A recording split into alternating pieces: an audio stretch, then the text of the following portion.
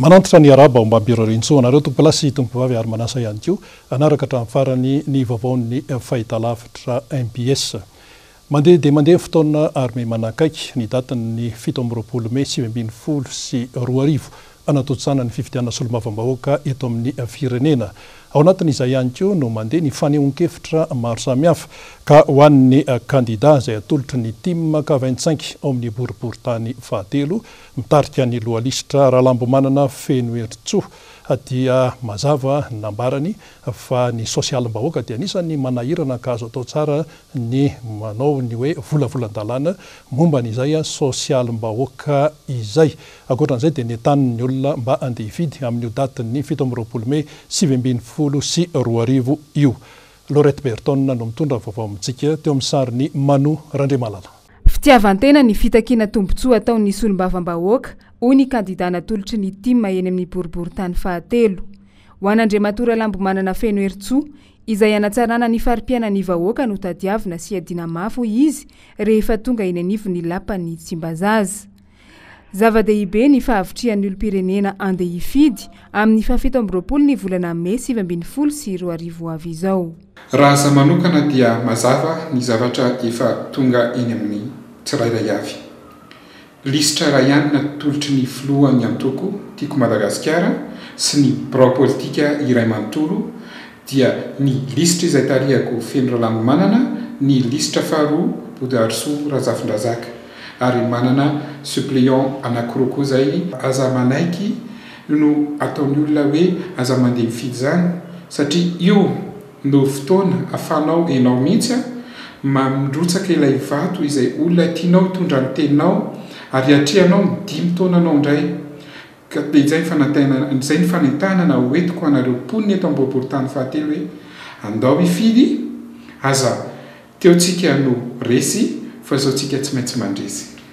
No amafisin'ny kandida lohalisitra ao amin'ny boriboritany fahatelo ihany koa fa tsy maintsy atao ny hetsika ara-tsosialy raha mbola misy koa ny hoenti-manana amin'izany ary amin'ny fidinana ifotony tahaka ireny fionana amin'ny vahoaka ireny no irika ahafahana manararoatra n'izany fanaovana asa soa izany.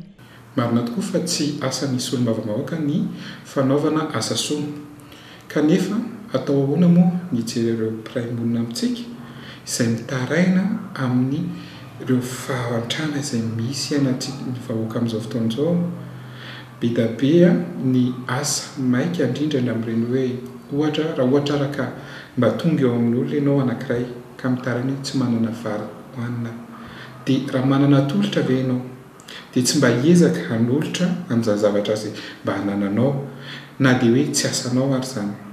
Amiko ny fanaovana asa sosiala tsy midika hoe tsy hoe tsy andraikitry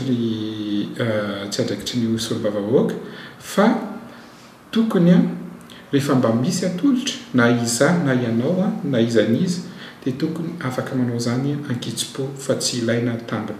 Vonina ny hiatrika ny fifidianana solombavambahoaka ho tanterahana amin'ny 17 ny volana Mei avy izao ny lisitra tarihan'Andriamatora Rahalambomanana Fenoertsoa ao amin'ny boriboritany fahatelo ary nanampibetsaka an'ireo kandida natolotry ny team K25 ny fiofanana manokana nomena azy ireo. Fa ho an'ny ao amin'ny boriboritany faharoa kosa araka ny efa fantatsika ny kandida solombavambahoaka izay atolotry ny team K25 dia Andriamatora Andrianarsoa Stanislasy na Rastany izy no mitaritra ny lisitra team K25 ao amin'ny boriboritany faharoa. Midadasika izany faritra izany ka izay indrindra no andehanana amin'ireo fokotany izatsokaziny ao amin'ny boriboritany faharoa ampahafantarana izay kandida ny team K25 izay. Ankoatra n'Ambohitsoa dia atao Ambatoroka indray no nandehanana. Germain no menjanahary teo amin'ny sariny Manu Randriamalala. Fa tsy adino ny kandida izay atolotry ny team K25 ao amin'ny boriboritany faharoa ny niona sy ny fampidinika tamin'ireo vahoaka avy ao amin'ny fokotany Ambatoroka ny farany herinandro teo. Tafarainy ty sy ny manina teto ka ny fotoana fohy tamin'ny fionana no nampalahelo ny rehetra. Isan'ny voaresaka manokana tamin'izao fionana izao fa Andriamatora Andrianarsoa Stanislasy no mitarika ny lisitra team K25 ao amin'ny boriboritany faharoa izay mitondra ny laharana fahasivy ao amin'ny bileta tokana. Isan'ny nahafantarany maro azy teny amin'ny faritra moa ny fanaovana asa sosialy ka tsy niambaamba iretom-ponina ny laza fa olana ho azy ireo ny resaka rano sy ny lalankely eny antoerana. Nambaran'ny kandida kosa fa andraikitry ny mpanatanteraka izany, saingy tsy azo atao kosa ny mijery ny avanaory ka hojerena ny vahaolana makasika izany sy ny azo tanteraina momba izany.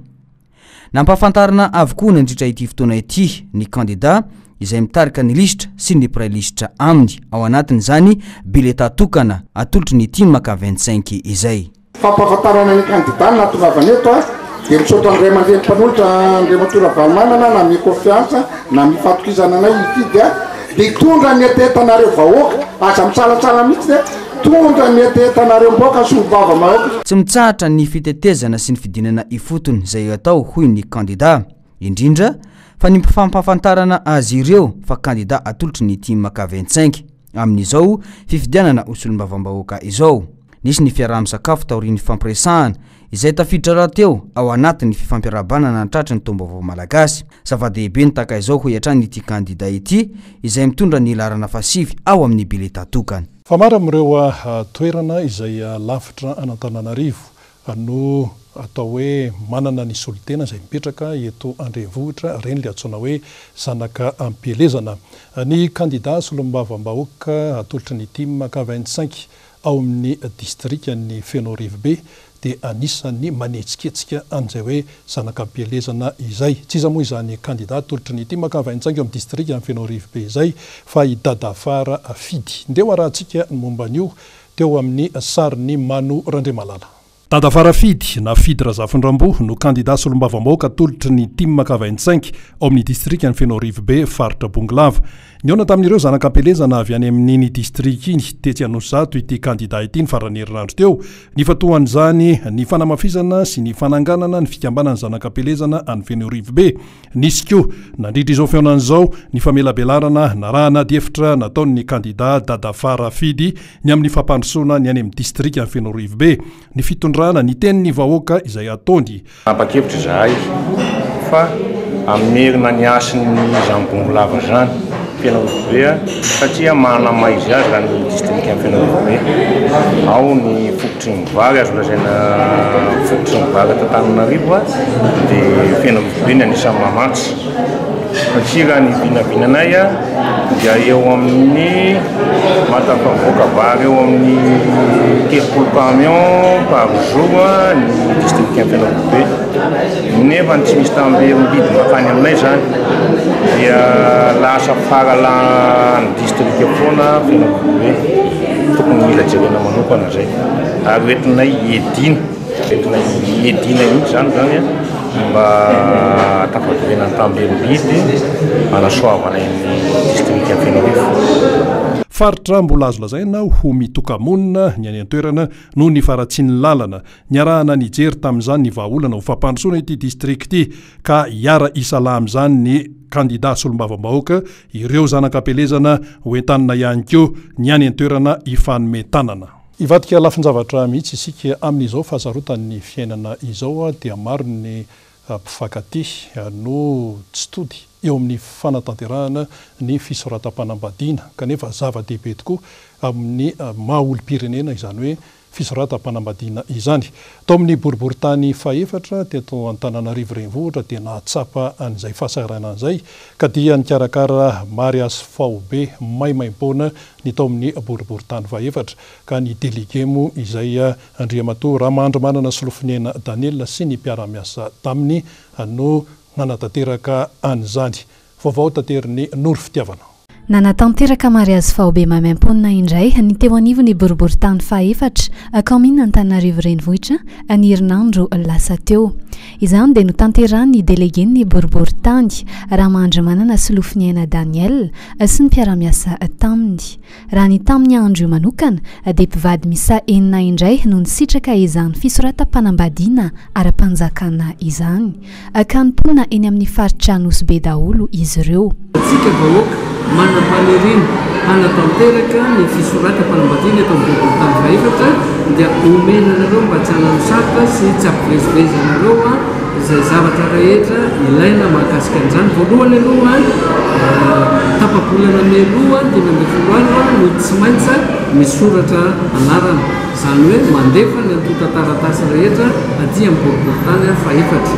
Ny andro dia ianareo no misafidy ny andro, fa ny fomba fatao eto amin'ny boriboritany faefatra dia isaky ny alakamisy sy sabotsy ny andro tena natokana anatanterahana ny mariazy. Zany rehefa tsy midika tsy misakana anareo amin'izay fandaharam-potoana mety anananareo, fa ny alahady kosa dia andro fitsaharana ka tsy natao anatanterahana zany. Taratasy ilaina dia kopi nahaterahana tany amin'izay toerana nahaterahana. Tsy mety zany ny kopi nalaina tany amin'ny tribunaly na ny photocopie, any amin'ny toerana nahaterahana no maka ny kopi.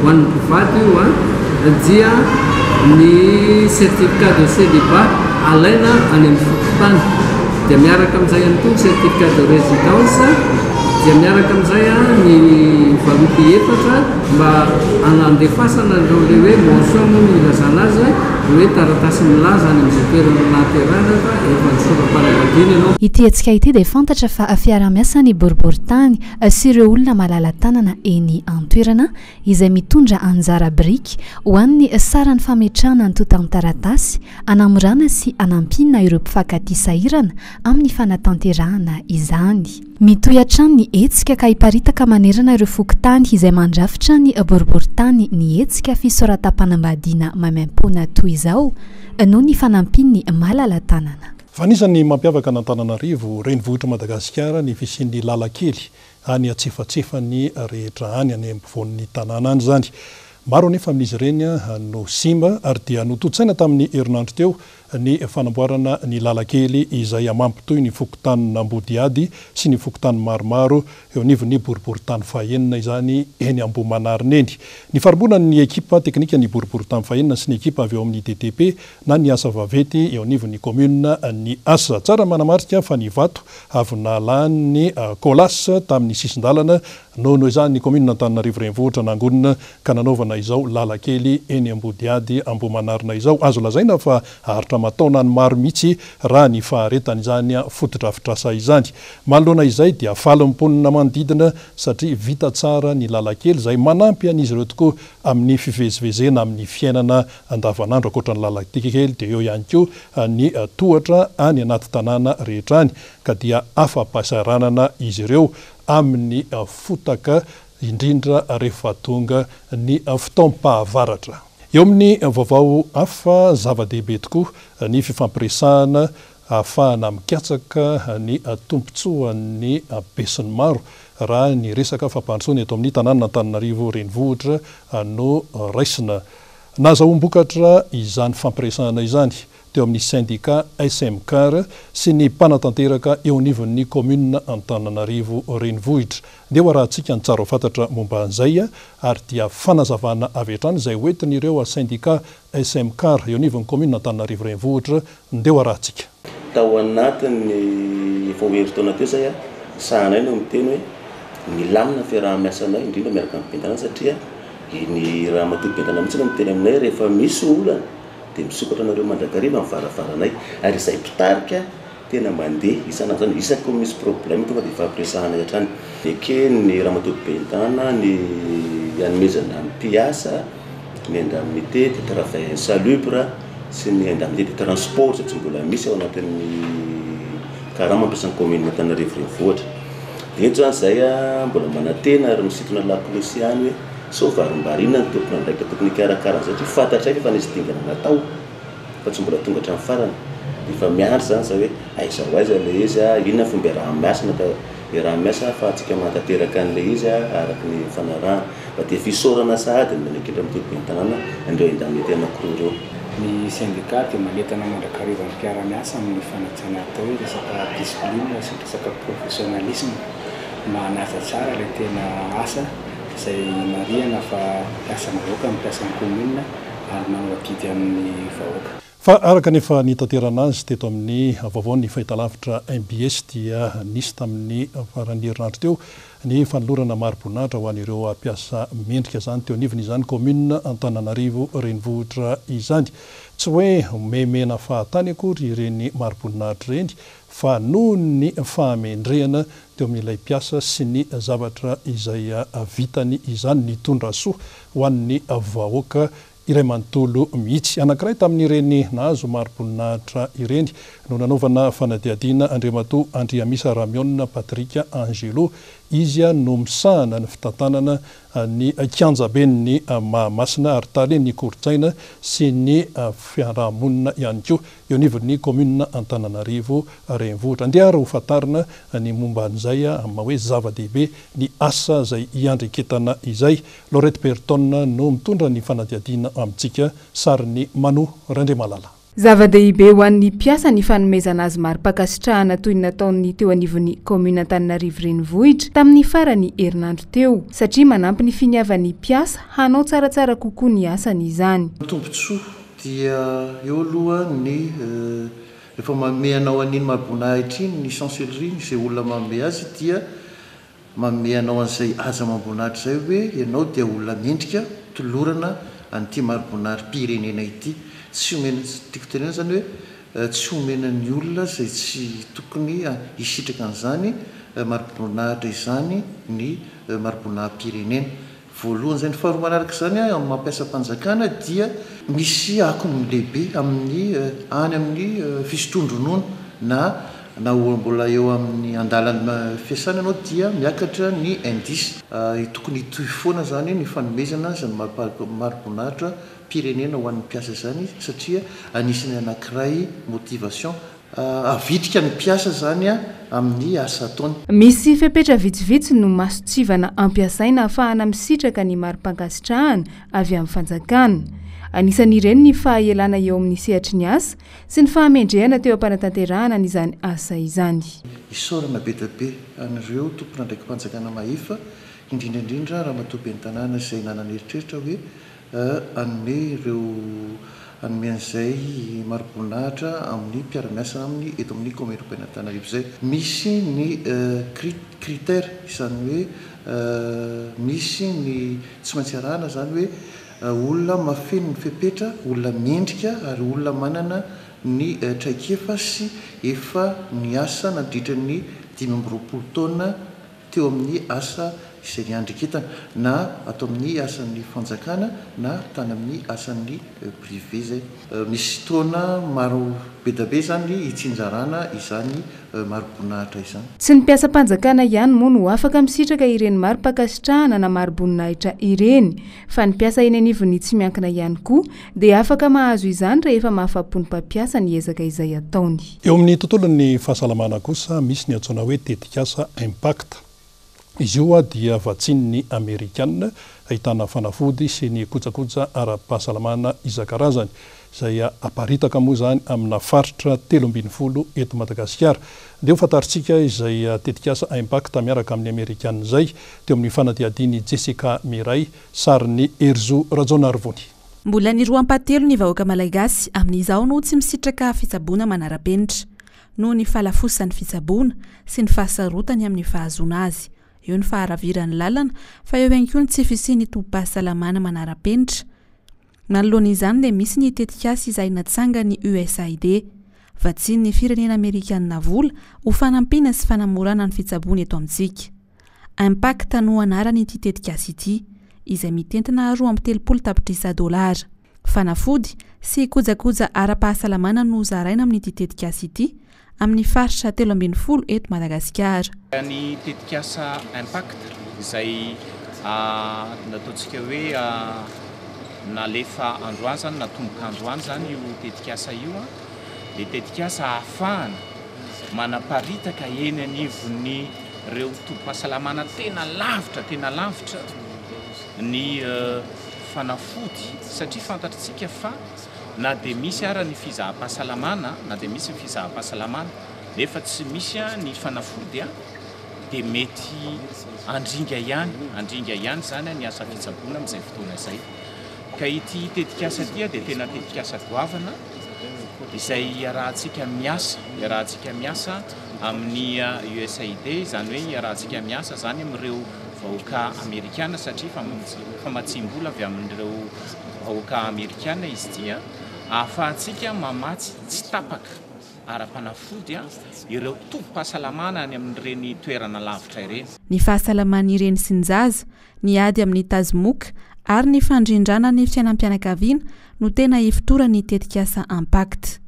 Aharitra 5 taona moa ity tetikasa avatsiny ny firenena amerikana voly ity izay nosokafana tamin'ny fomba ofisialy androany. Efa miresaka fahasalamana iny isika toe-javatra nampalahelo no nitranga tamin'ny sabotsy teo satria dia nisy ny fianakaviana moa zany niatrika an'ireny mariazy ireny dia sakafo mazava loatra kanefa dia tao anatin'izany sakafo zany no niteraka aretina ary dia mahery ny empolo no nitsabona zany aloha raha no hita tetsy amin'ny hôpitaly Asiera sy ny tetsy amin'ny hôpitaly Bevelantanana raha nambaran'ireo nanontaniana zany hoe ireo olona izay nitsabona dia ilay sakafo fanokafam-bavony no hitan'izy ireo hoe nitarika an'izay aretina izay io moa le antsoina hoe entrée zany eo amin'ny resaka sakafo tahaka an'itony.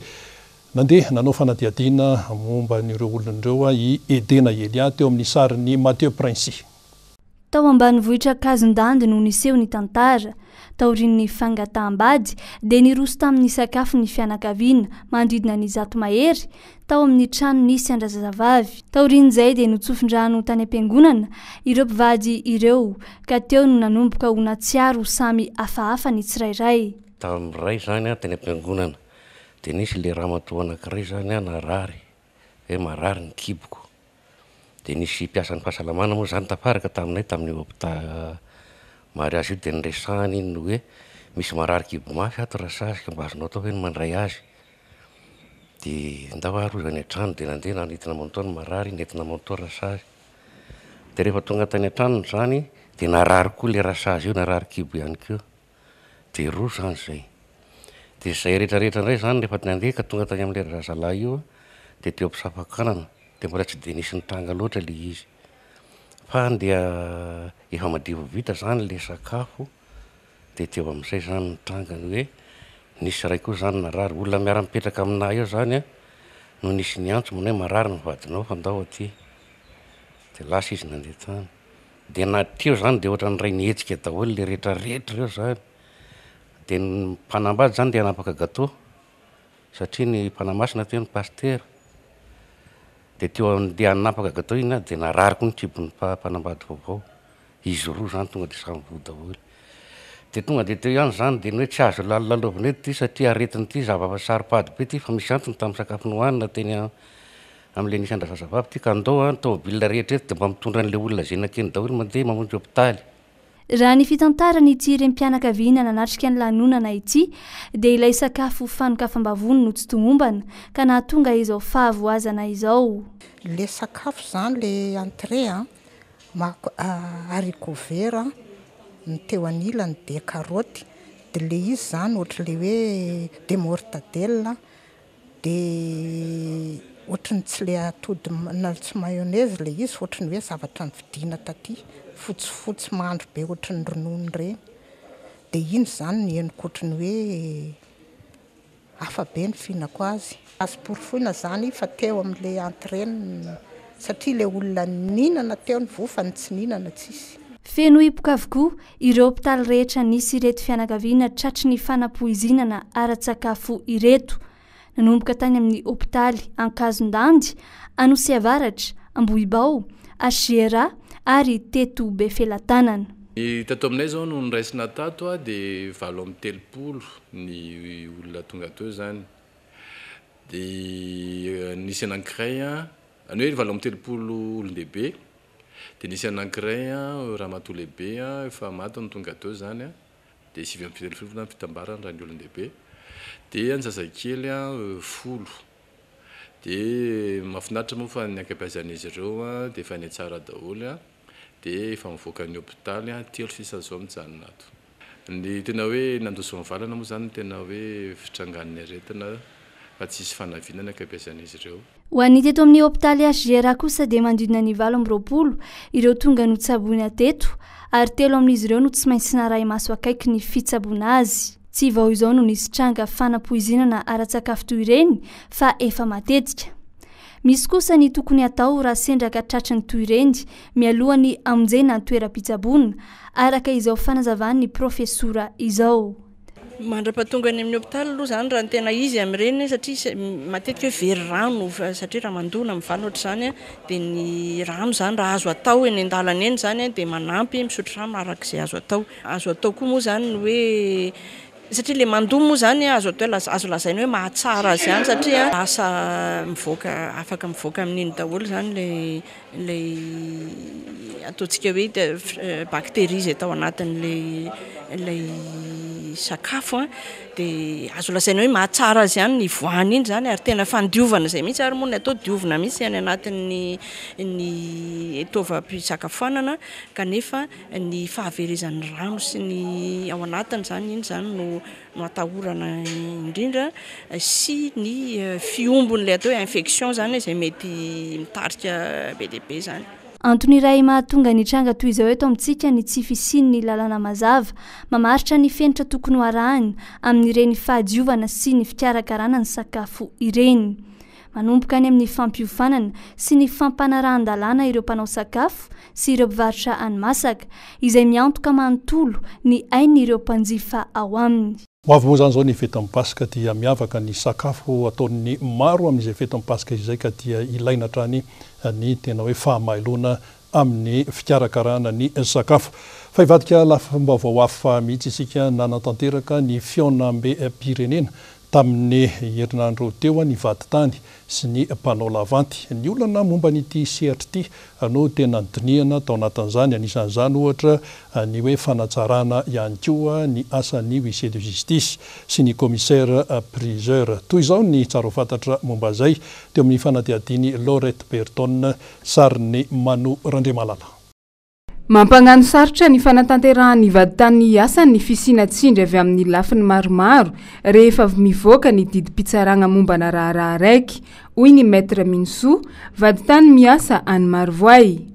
Ho an'ny avy any amin'ny faritra dia na kosa indray dia ny tsy fisiana karatra mahamaty anina no tena sakana tsy ahafahan'ny vaditany magnano ny asany. Betsaka raha teo ireo misandoka ho vaditany ka mandoto rano na manao filao mantsy andakana araka ny fomba fiteny. Eo amin'ny resaka ady tany dia tena sarotra io efa tena tonga eto am-pelantanana ilay didy tsy azo tanterahana indray raha vao tsy misy ny autorisation avy any amin'ny PG. Anisan'ny olana anankiray izay tena mivaingana dia rehefa indrindraindrindra mikasika ny ady tany rehefa ohatra ianao hoe hanao expulsion na hanao démolition dia tsy maintsy mila autorisation any procureur général izay IPG lehibe anay. Nefany izahay huissier dia efa manana ny didim-pitsarana efa eo ampivoarainay ny didim-pitsarana efa eto am-pelantananay ary ao anatin'ny didim-pitsarana dia misy soratra sy mazava be hoe la République de Madagascar monde et ordonne à tous les huissiers et officiers publics de requis misy an'izay formule izay ordonnena izahay hanatanteraka ny didy iny. Rehefa hanatanteraka an'ilay didy nefany dia tsy maintsy mila an'izay autorisation izay aloha. Rehefa eo am-panatanterahana didy koa nahazo ara ilay autorisation misy koa ny obstacle hafa hoe teny midina avy any ambony. Le teny midina ve zany manana valeur ambonimbony kokoa noho ny didim-pitsarana. Dia rehefa misy io zavatra io dia voatery mijanona ny didim-pitsarana rehetrarehetra. Le tsy fananana carte professionnelle zegny ny problème. Manjary mahita olana zegny zahay amin'ilay olo antonony agnanaovana asa. Io misy olo moa tsy dia sarotiny afaka miasa zay fa amin'ilay olo sarotiny fa indrindra regny vazaha regny takininy amoahana aminy le carte professionnelle manjary sahirana zahay na ny avaly izy ireo tsy hita. Nambaran'ny filohan'ny vaditany sy ny mpanao lavanty eto Madagasikara fa tsy lavina ny fisiana sonjo iray mamara amin'ny iray loasa ary izany indrindra no antony mahazava-dehibe ny fikaonan-doha natao ny 10 ka hatramin'ny 12 ny volana Aprily lasa teo. Ny parquet général zany no atao hoe mpiay anay ny mpafanaovana ambony. Nefa na izany miara-miasa ihany koa zay amin'ny fampanoavana rehetra any amin'ny fitsarana mba tonga voalohany eraky Madagasikara. Ireo no tena hoe mifanakaiky satria izahay no mpapiditra ny ady eo ihany koa ny mpitsara mpamoaka didy izay mitsara ihany koa ny asa izay ataonay mahatonga ny aminy sy mamoaka ny didy arakaraka ny ataonay ka rehefa tsy mety ilay zavatra ataonay sarotra ho an'ireny mpitsara mpamoaka didy ireny no hamoaka didy masina sy mendrika ho an'ny Madagasikara. Niara-ny fampidinika ny tady vahaolana ho fanatsarana izany tontolo ny asan'ny vaditany sy ny mpanao lavanty izany moa ireo huissier de justice sy ny commissaire priseur jiaby avy amin'ny faritra manerana ny Madagasikara. Eo amin'ny vaovao ny tranga-piaramonina kosa tamin'ny sabotsy teo tokotokony tamin'ny 7 ora alina dia nisy ny fiara lehibe anankiroa izay niaran-doza teny an-drano tapahana izany. Naka sisin-dalana izy ireo kanjo niotsaka ny tany ary dia nifatratra tany anaty rano. Jessica Miray no mitatitra ny vaovao teo amin'ny sarin'ny Erzora Jonarvony. Ny sabotsy alina teo tokony tamin'ny 7 ora raha andeha hiazo anantsirana n'ity fiarabe mpitatitra entana ity no nivarina tato anaty rano teto an-drano tapahana 3 kilometatra tsy hiditra n'Ambohidratrimo. Nisy fahasimbana teo amin'ny fiarabe ka saika akasisy nijery izany ny mpamily no niotsaka ny tany ka avy hatrany dia nivarina tao anaty rano ilay fiarabe. Tsy nisy ny naratra, tsy nisy ihany koa ny ainana fohy fa amanapitrisany kosa ny faty antoka raha ny fanazavany mpamily. Hoany teko ty vera marchandise daholo. Nisy frein coince zany izy dia ohatran'ny voaka afo dia anondraka rano an'ity zay dia io nakasisiny kely nakasisiny zay dia malemo le lalana zany dia zay ny napetsaka an'io 90% no ny entana tonga dia potika daholo no io fa tonga dia tao anaty rano dia io ny fahasimban'ny tômôbily raha valera ao anatin'io aloha mety amina miliara mihitsy no mety zavatra simba. Ity fiara lehibe iray ity ihany koa dia nifatratra tao anaty rano ny alahady hariva tokony tamin'ny 9 ora sy sasany. Aka ny entana tao amin'ilay fiara lehibe iray no nahatongavany teto ka iny akasisiny ihany koa no niotsaka indray ny tany ka izao nivarina izao. Ivadika vaovao hafa mihitsy indray isika amin'izao fotoana izao dia maro ny tanora nefa tokony hiditra amin'ny sehatry ny asa kanefa olana ny tsy fananan'izy ireo ny hoe fiofanana ampy ahafahana miatrika izay asa izay. Manoloana izany indrindra dia nitondra ny anjara birikiny ny teo anivon'ny Star Times ka ireo ankisy taizana ao anivon'ny SOS Village d'Enfants no isitraka ny fampiofanana izay hoentin'ny Star Times. Nosoniavina androany ny fifanarahana momba izay. Edena Eliano mitondra vaovao teo amin'ny sarin'ny Mathieu Prince. Manoloana ny tsy fisian'ny tolotrasa ho an'ireo tanora maniry hiditra eo amin'ity sehatra ity dia nijoro ny anampy azy ireo ny eo anivon'ny Star Times. Nosafidiana tamin'ity indray mitoraka ity ireo ankizy sy tanora taizana ao amin'ny fikambanana SOS Village d'Enfants. Manodidina ny 12 hatramin'ny 15 taona izy ireo ary ny 30 amin'izy ireo ihany aloha no isitraka ity fianarana asa ato amin'ny Star Times ity. Misy lafiny anankiroa izy no raha zarena roa lehibe. Lafiny voalohany dia fandraisana an'ireo mpianatra ireo ho stagiaire ato amin'ny Star Times. Betsaka ny asa azo tovozina, betsaka ny traikefa azo ampitaina amin'ireo zandry ho an'ireo ankizy ireo dia anisany andray anjara lehibe ao anatin'izay ny Star Times amin'ny fandraisana azy ireo, fampianarana azy ireo, fampiofanana azy ireo ary ahafahan'ny zareo miomana sahady amin'ny sehatry ny asa izay idirany avy eo.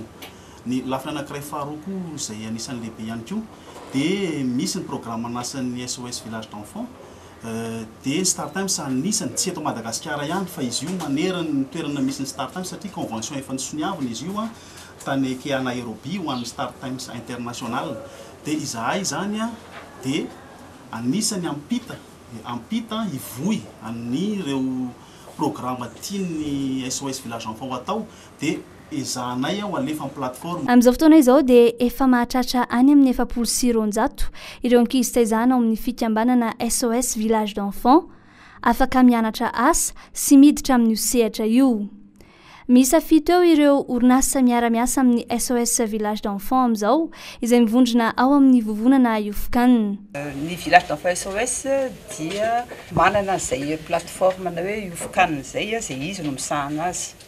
ka le voka amin'io a dia andraisanareo partenariat rehetrarehetra amin'ny secteur privé dans le cadre ny responsabilité sociétale ny ao amin'ny firenena anankiray. No tanterahana androandy tetsy amin'ny fohy be ny Star Times Ankorondrano ny fifanaovatsy ny mpiara-miasa teo amin'ny rotonta izay aharitra roa taona eo. Eo amin'ny vaovao ny finoana manomboka tamin'ity androany ity ny herinandro masina ao anatin'ny vanim-potoana ny karemy ihany koa izany rehetra izany.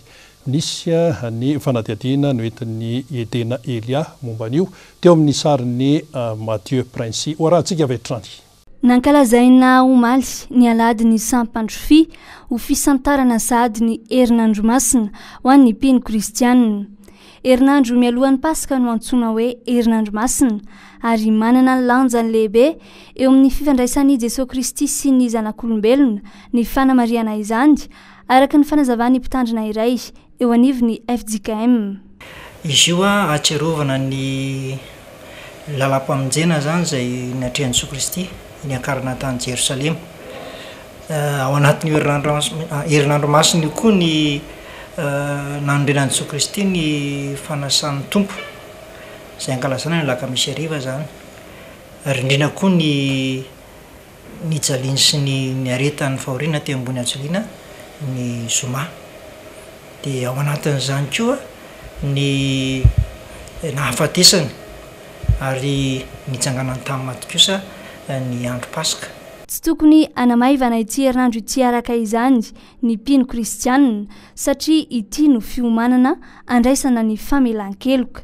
Mialoha amin'ny Pasika zany dia misy hatrany zay heverina fibebahana sy fanomanam-pahalalana zay ny amin'izay famonjena nataon'i Jesosy Kristy. Fa rehefa tonga kosa amin'ny Pasika dia tena miara-paly satria fifaliana lehibe ho an'ny olona zay hoe voavelany fahotana ary le fahafatesana zay hita mavesatra tsy afaky ny olombelona tsy resin'ny olombelona dia fandresen'i Jesosy Kristy ka zay miaraka aminy dia tsy maintsy mpandresy ihany koa. Efa misy ny fandaharam-potoana apetraky ny fiangonana tsirairay amin'ny fanompoam-pivavahana anamariana ity herinandro ity. Matetika ny ariva no anatanterahana izany.